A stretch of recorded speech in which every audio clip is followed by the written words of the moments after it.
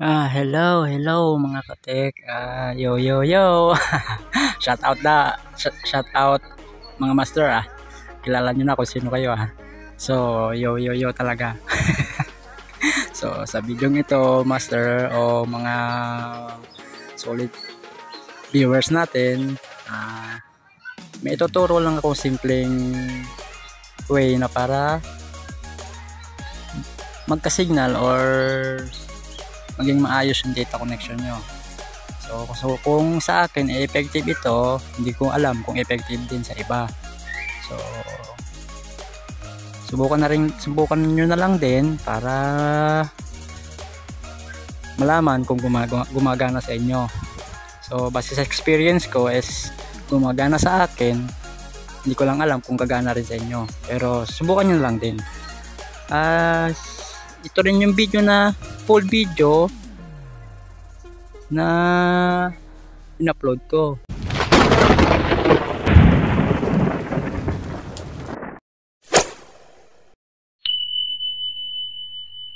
Umpisa na natin. Ito na, hanapin natin yung settings. Ito yung settings, pinutin natin yan, settings. Tapos hanapin natin yung about or phone. Ito sa akin yung phone. So, kung about nyo sa inyo, kasi hindi tayo pare-parehas. So hanapin lang yung build number. So ito yon. Click mo lang ng 7 times at 1, 2, 3, 4, 5, 6, 7. So yan na, 7 na, di ba? Okay. So pupunta tayo sa dial. Yan, dial natin asterisk number sign 9646633 number sign asterisk. So mapupunta tayo dyan. Yan. So balik ulit natin.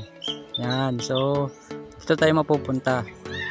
So kung saan nakalagay yung SIM card mo, SIM 1 or SIM 2, SIM 3, so gagawin mo, pindutin mo, kasi nasa SIM 1 ako. So pipindutin ko yung SIM 1. Yan, sa SIM 1 na, diba? So ito yung mga naka-check na to, pwede mo i-uncheck yan. Uncheck. Yan. Uncheck mo yan. Uncheck mo rin to. So uncheck mo rin to. Check mo rin to. So matitira, gusto mong itira yung band 41 gusto mong matira yan ang pipiliin mo, pindutin mo lang yung set. Pinindot ko na. Yan, okay na yan, basta may lumabas na ganyan. So titingnan natin yung signal nya. So walang signal sa band 41. So balik tayo ulit. So band 41, uncheck lang natin. Tapos check ulit natin yung band 40. So pindutin ulit natin yung set. So tingnan ulit natin kung may signal na. Check natin. Yun, lumabas na yung smart, di ba? So 1 bar lang siya. Minsan nawawala pa. So ganito, balik ulit tayo. Uncheck ulit natin yung band 40. Check natin yung band 38. Tapos set ulit. Yan lang yung gagawin para makita natin yung magandang signal or magandang connection. So tingnan natin ulit. So smart pa rin, lumabas, pero wala pa ring signal, wala pa ring bar. Pero pipili pa ulit tayo. Uncheck ulit natin yung band 38. Check natin yung band 20. Tapos set ulit hanggang sa makuha mo yung magandang signal at magandang connection. So check ulit natin. Yon, meron icon na smart pero wala pa rin signal, hanggang sa makita natin yung tamang signal at tamang connection o magandang connection. So uncheck ulit natin yung 20. Tapos check ulit natin yung 8, band 8. So set ulit. Pag set mo, may lalabas ulit dyan. Set. Yan, may lalabas na ng icon sa baba, succeed.